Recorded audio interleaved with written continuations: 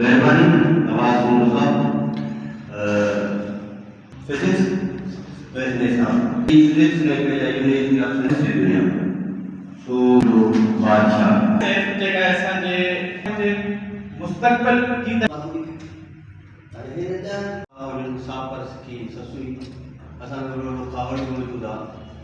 मुनफरद क़िस्म जो वॾा विया मोती जे मेहरान जा तिन जा तामाउ जो थोरा तो आहियां जिन मूंखे हुनर वो साइंस सिखण सां चाह रखे थो तंहिं करे हू मुहिम खे माण्हू रिटायरमेंट जो रिटायरमेंट